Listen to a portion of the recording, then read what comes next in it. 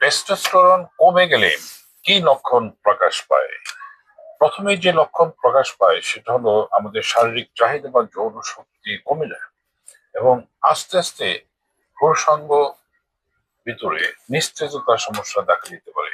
অর্থাৎ তার যৌন শক্তি যেহেতু কমে যায়, সেটার সবচেয়ে বড় এফেক্ট হিসেবে পুরুষাঙ্গে তার শক্ত অবস্থান, যে আগের যে শক্ত অবস্থান সেটা থাকে না এবং কর্মক্ষমতা আস্তে আস্তে কমতে থাকে।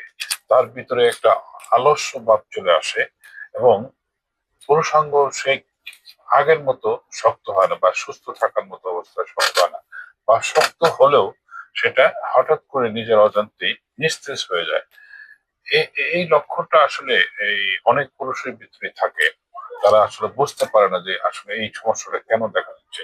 তারা নিজেকে অনেক সময় সুস্থ মনে করে এবং তারা মনে করে যে অসুস্থ মানে হয়তো পেনিসে একটা ঘা হবে বা পুঁজ বেরবে, এই অর্থাৎ সিফিলিস বা গনোরিয়াটাকে বোঝায়। কিন্তু হরমোন লেভেল কমে গেলে যে সমস্যাটি দেখা দেয় সেটা অনেকেরই অজানা। অনেকেরই মেজাজ খিটখিটে হয়ে থাকে। দেখা গেলো এরকমও আছে যে খাবারে অরুচি চলে আসে, অর্থাৎ তার টোটাল লাইফটা একটা ঝিমিনি ভাব চলে আসে। এখানে আপনার যদি এইসব লক্ষণ দেখা দেয়, তাহলে আপনি টেস্টোস্টেরন লেভেলটা পরীক্ষা করবেন এবং টেস্টোস্টেরন বৃদ্ধির জন্য ওষুধ সেবন করবেন। ভালো থাকবেন।